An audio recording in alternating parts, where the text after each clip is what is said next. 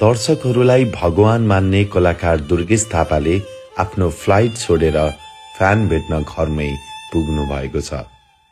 भुवन अर्याल जो सामान्य मानिसभन्दा अलि फरक हुनुहुन्छ। शारीरिक रूपमा अशक्त भए पनि उहाँको दिमाग भने निकै तेज छ। उहाँ दुर्गेश थापाको निकै ठूलो फ्यान हुनुहुँदो रहेछ। एकदमै फ्यान हो के जस्तै हिजो गएर भेट्न नपाएर रोएर आएको। ए मैले थाहा पाएँ। के थाहा नाम हैन? हजुरको पुरै हो कि हेर्ने जे पनि गर्न तयार छु रे। जब दुर्गेश थापा उक्त घरमा गएर भुवन अर्याललाई भेट्नुहुन्छ तब उहाँको परिवारमा रुवा भासिने चल्छ। जुन दृश्य देख्दा निकै मन भक्कानिन्छ। हामी छौँ त अनि यत्रो हाम्रो दाइहरू हुन्छ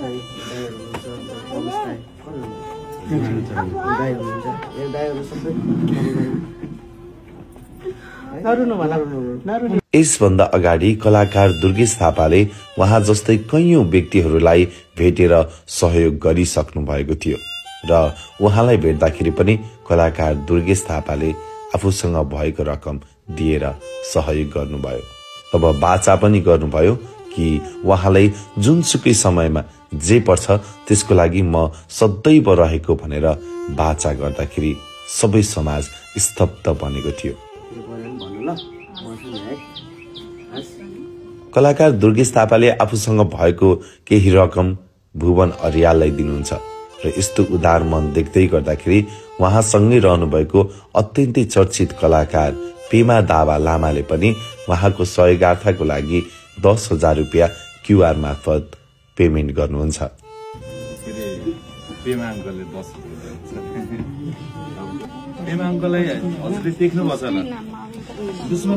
डन उहाँ नै हो नि, दुश्मनको भिलेन खेलेको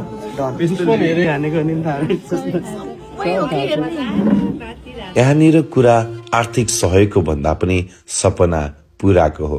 भुवन अर्यालले यसपछि कहिले दुर्गेश थापालाई भेट्न पाउनुहुन्थ्यो त्यो त थाहा थिएन, तर कलाकार दुर्गेश थापा नै आफूलाई भेट्न आएको देख्दाखेरि उहाँ निकै अचम्मित पर्नु भएको थियो। कलाकार दुर्गेश थापाले आफ्नो परिवारमा रहनुभएको माता र उहाँको पितासँग पनि बातचित गर्नुभयो र समाजको माझमा उहाँले बाचा गर्नुभयो कि जुनसुकै समयमा जे गर्दा पनि यदि भुवन अर्याललाई मेरो साथ चाहिन्छ भने म सदैव हजुरको साथमा छु भनेर बाचा समेत गर्नुभएको थियो। कलाकार दुर्गेश थापालाई पछिल्लो समय नाम होइन ब्रान्ड हो ब्रान्ड भनेर चिनिँदै आएको छ। सायद यस्तै असल कर्मले गर्दाखेरि सबैको प्रिय अनि अति प्रिय हुँदै जानु भएको छ कलाकार दुर्गेश थापा। यी सानो बाबु भुवन अर्यालले जब दुर्गेश थापालाई धेरै माया देखाउनुहुन्छ तब दुर्गेश थापा पनि भाव विह्वल हुनुहुन्छ। दुर्गेश थापाको टिम नै फ्लाइट छोडेर उहाँलाई भेट्न पुग्नु भएको थियो।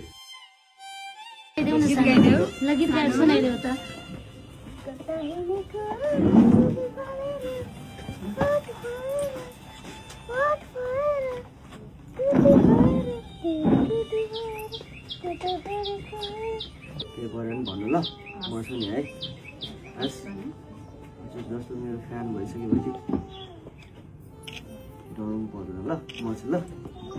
के पर्यो नि के भने दुर्गेश थापालाई फोन गर्नु ल। काठमाडौँ कहिले आउने?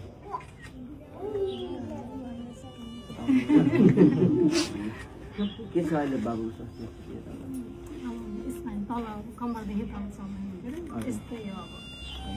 सर्जरी गरेको टाउकोदेखि अब ढाडोले सबै सर्जरी गरेको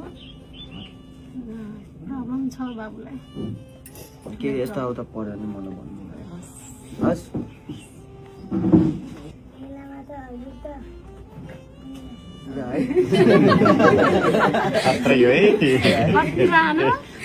दुर्गेश थापा नाम होइन भन्छ नि त हो। के अरे दुर्गेश थापा नाम होइन?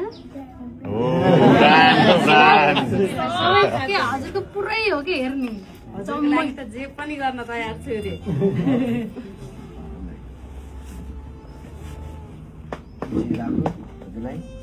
हजुर के पर्यो भने 1 बजेको फ्लाइट थियो। अनि बाबुको चाहिँ यो भएकोलाई हामी फ्लाइट नै सारेर बाबुलाई छुट्टी भेटेर हृदयदेखि नै हामी छँदैछौँ त तपाईँहरूले गराएको त हामीलाई हामी स्टार भएर आएको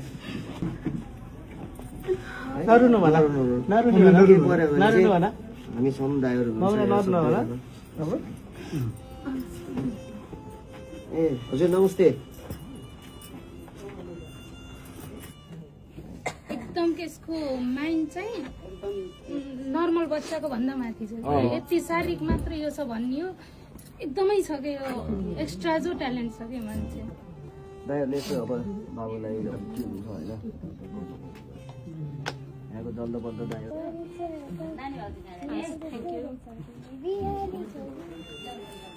अङ्कल थ्याङ्क यू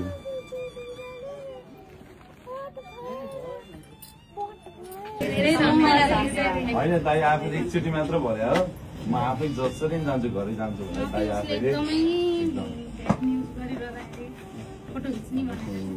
हिजो नै हो स्टेजमा ल्याउनु मिल्छ भने ल्याउ भन्नुभएको थियो दाइले मैले पहिला रमेश दाइले भनेको भयो अनि त्यहाँ फेरि अलिक नमिल्ने भयो क्राउड धेरै भयो अनि म घर जसरी नि जान्छु भनेर खाना नखाइकन आएको अब गएर खाना खानु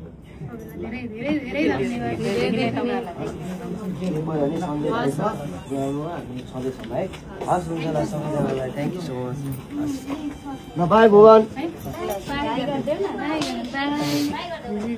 बाई गरिदेऊ